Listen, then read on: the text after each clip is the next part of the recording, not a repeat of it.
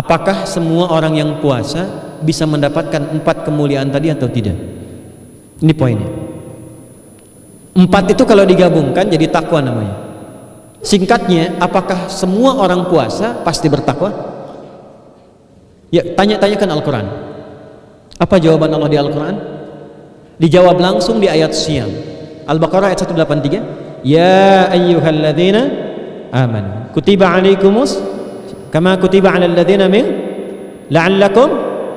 Nah, kalimat tattaqun itu diawali dengan kata la'allakum. La'alla itu namanya harfu taraji. Saya ulang ya, di ilmu nahwu la'alla disebut harfu taraji. Al-Imam As-Suyuti berkomentar begini, setiap ada satu harapan, keinginan besar yang ingin dicapai tapi diawali dengan kata la'alla atau la'allakum, ini menunjukkan bahwa harapan itu tidak mungkin bisa dicapai kecuali dengan kesungguhan, keseriusan. Jadi ketika Allah menutup kalimat puasa, ayat puasa dengan kata la'allakum, seakan memberi kesan tidak semua orang puasa akan mendapatkan kenaikan takwa dan jaminan 4 kemuliaan tadi kecuali orang yang serius puasanya, orang yang sungguh-sungguh puasanya. Karena itulah, untuk menunjukkan kesungguhan itu, bagian terakhir kita, Nabi memberikan 3 amalan utama. Saya akan bacakan dengan cepat 3 amalan utama yang dikuatkan oleh beliau kepada para sahabat sebelum tiba Ramadan dan sampai sekarang menjadi kurikulum Ramadan Nabi. Jadi kalau ibu bapak ingin mengeluarkan kurikulum Ramadan Nabi, nanti bikin agenda saat Ramadan ya, supaya nggak pusing nanti kalau masuk hari pertama apa yang dikerjakan, hari kedua apa yang dikerjakan, subuh apa, siang apa, sore apa. Cuman nanti saya berikan 3 yang pokok ini. Ada 3. 1, meningkatkan sholat. Saya ulang ya, meningkatkan apa? Salat. Kalau meningkat secara singkatnya berarti bertambah dari yang sekedar fardu tambah dengan apa? Sunnah. Maka dari sekarang keluarkan semua jenis salat-salat sunnah. Keluarkan dari sekarang apa saja, siang dan malamnya. Yang rawatib ada berapa rawatib? Rawatib 12. Ya, rawatib itu yang melekat dengan salat fardu dan menentukan untuk memperbaiki salat fardu. Menambah, jadi kalau kurang khusyuk ditambah dengan sunnahnya disebut rawatib. Bisa sebelum, bisa setelah salat fardu. Ada 12 dari hadis Nabi sallallahu alaihi wasallam. Man shalla isnatai asyrata raka'atan, siapa yang salat 12 rakaat fi yaumin wa lailatin, yang mengiringi salat fardu siang dan malam, ya bunyalahu bihinna baitun fil jannah, maka akan dibangunkan baginya satu rumah di surga kalau konsisten menunaikan 12 itu sampai meninggal dunia. Sahabat yang mendengar itu mengatakan kompak semuanya, sejak mendengar hadis itu kami usahakan istiqomah sampai meninggal tidak meninggalkannya. 12 itu 2 sebelum subuh, cepat. 4 sebelum zuhur, 2 setelah zuhur, 2 setelah maghrib, 2 setelah isya. 2 rakaat sebelum subuh, 4 rakaat sebelum zuhur. Kalau nggak bisa 4 rakaat karena terbatas waktunya, boleh 2 rakaat khusus untuk sebelum zuhur. Kalau nggak bisa 4, boleh berapa? 2. Dalilnya hadis Ibnu Umar radhiyallahu taala anhuma. Kata beliau, hafidtu asyra rakaatin, saya hafal 10 rakaat dari Nabi sallallahu alaihi wasallam salat sunnah. Maka menyebutkan sebelum zuhur 2 rakaat. Baik, jadi 12 ya, 2 sebelum subuh, 4 sebelum zuhur, 2 setelah zuhur, 2 setelah maghrib, 2 setelah isya. Ini yang disebut dengan rawatib. Jamak dari kata ratib. Di luar ini mutlak. Mutlak ini ada yang berdampingan dengan salat fardu, ada yang terpisah. Contoh yang berdampingan, 4 rakaat sebelum asar. 4 rakaat ini bukan disebut rawatib, tapi salat mutlak. Cuma waktunya berdampingan dengan salat fardu. Jadi dia nggak memengaruhi salat fardu, cuma punya keutamaan sendiri. Apa keutamaannya? Hadis Ibnu Umar radhiyallahu taala anhuma, ketika beliau menyampaikan qala Nabi sallallahu alaihi wasallam, rahimallahu ra'an shalla qabla al-asri arba'an. Allah akan menambahkan rahmat pada orang yang terbiasa salat 4 rakaat sunnah sebelum salat asar. Jelas ya? Baik. Kemudian apalagi setelah itu? Salat di antara 2 adzan dan 2 adzan ini, adzan dan iqamah. Ya, di antara adzan dan iqamah. Tahiyatul masjid. Apalagi misalnya salat duha. Duha dibagi 3. Awal duha itu kurang lebih 1,5 jam setelah salat subuh. Subuh sekarang misal 4:30, maka jam 6 muncul awal duha. Namanya syuruk. Saya ulang, salat apa namanya? Syuruk itu salat awal duha. Jumlah rakaatnya 2 rakaat. Man shalal ghadata fil jama'ati thumma yaqudu yadhkurullah subhanahu wa ta'ala fa yusalli rak'ataini fakana alaihi ka ajri umratin wa hajjin, ya ka ajri ummatin wa hajjin tamatan. Siapa yang salat subuh 2 rakaat dengan berjamaah, ya, dan umumnya kalau berjamaah bisa ke masjid di masjid.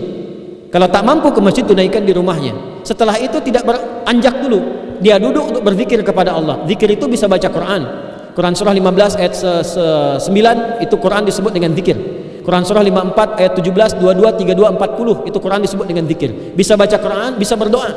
Doa disebut dengan zikir. Quran surah ke-7 ayat 205. Ya. Bisa dengan apa lagi? Bertafakur, ya, mengaji, ta'lim, itu disebut dengan zikir. Ali Imran ayat 190 191. Alladzina yadhkuruna Allaha qiyaman wa qu'udan wa 'ala junubihim wa yatafakkaruna fi khalqis samawati wal ard, ya, disebut dengan zikir. Bisa bertasbih. Zikir pagi petang, kalimat-kalimat thayyibah ada itu di Quran surah ke-4 ayat 103. Jadi habis salat subuh zikir dulu. Doa dulu, zikir dulu, belajar dulu, tafsir dulu. Setelah itu muncul syuruk. Perjalanannya disebut isyraq, melewati masyrik, 1 tombak bayangan, dia sholat 2 rakaat, itu pahala sholatnya senilai haji dan umrah. Sempurna. Bukan sudah haji, bukan. Mau kemana? Ibu mau haji dulu? Tidak. Ya, hajinya nanti bulan Dzulhijjah. Tapi senilai haji dan umrah itu 2 rakaat. Awal duha disebut apa?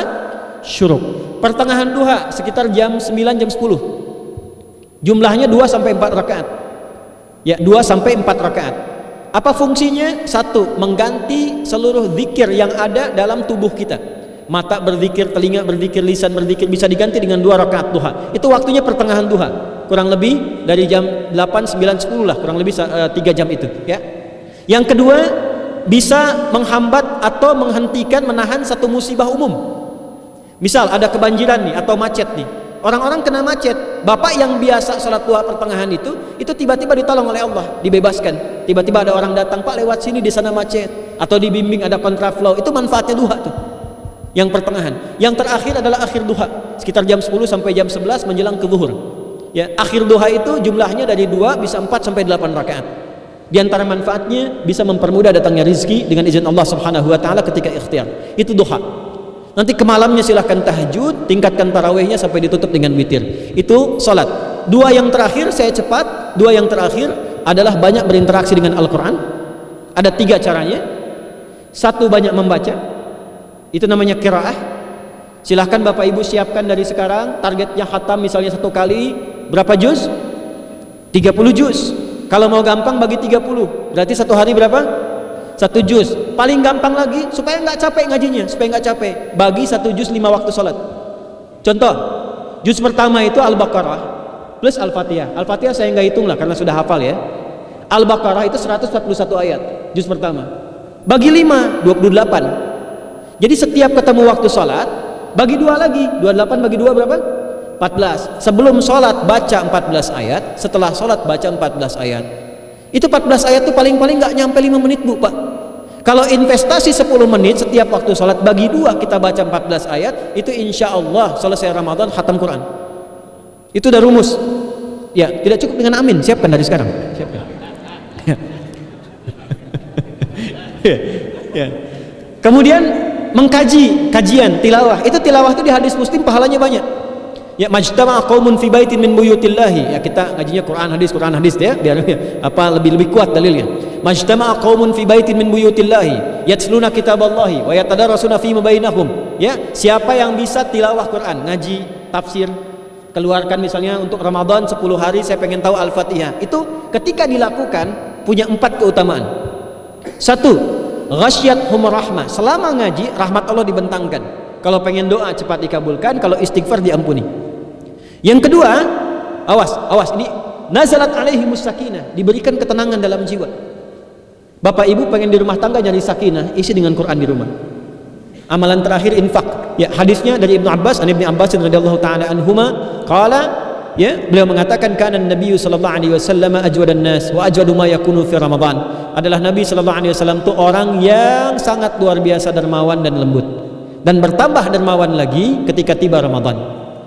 Apa yang dilakukan Nabi? Mensupport sahabat, siapapun yang punya anggaran untuk infak disiapkan sebelum Ramadan. Jangan berpikir banyak Bu, yang penting ada anggaran. 30.000 nggak ada masalah. Setiap hari 1.000, tidak harus uang, makanan. Pernah dengar hadis ini nggak? siapa yang memfasilitasi bukaan orang puasa walaupun dengan sebiji kurma dan sehirup air, maka dia mendapatkan pahala seperti orang puasa itu tanpa dikurangi sedikit pun. Ada hadisnya sahih di At-Tirmidzi. Tapi bukan berarti nyanyi kurma ke Tanah Abang setiap hari satu terus minumnya satu sedotan aja ganti-ganti. Ya, maksudnya apa? Yang paling minimal kita bisa keluarkan, itu pahalanya 700 kali lipat dikali 10, paling standar. 700 kali itu standar biasa di hari ini. Dalilnya Al-Baqarah ayat 261 yang dibacakan Adinda tadi kita itu. Ramadan kali 10 lagi. Maka dari itu disiapkan dari sekarang untuk infak. Kalau kami di desa itu, ibu saya selalu kalau Ramadan itu RT-nya setiap rumah. Ini untuk bukaan hari ini rumah A, rumah B, rumah C. Bukaan besok rumah A, rumah B, rumah C. Boleh tuh di PWM Pak dipraktikkan. Ya, misalnya anggota perserikatan siapa dikasih kesempatan.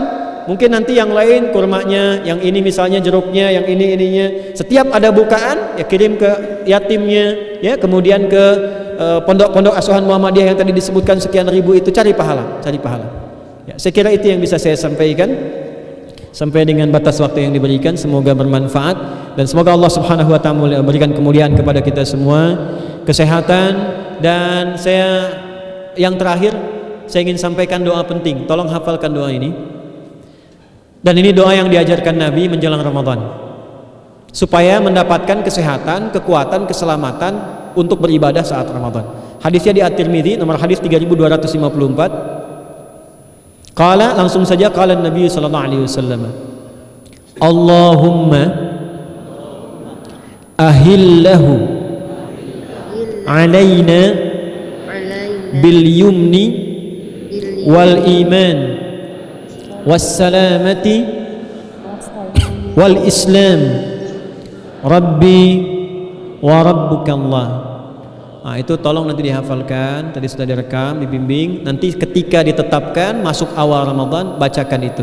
Ya Allah, anugerahkan awal Ramadan kepada kami dengan ketenangan, kedamaian, kekuatan iman, keselamatan, sehat, nggak sakit sampai selesai puasanya, diberikan kekuatan untuk ibadah dalam keislaman dan diikhlaskan hanya karena Allah Subhanahu wa taala. Subhanakallahumma wa bihamdika nasyhadu an la ilaha illa anta nastaghfiruka wa natubu ilaik. Wa akhiru da'wana alhamdulillahi rabbil alamin wal 'afu minkum fastabiqul khairat. Assalamualaikum warahmatullahi wabarakatuh.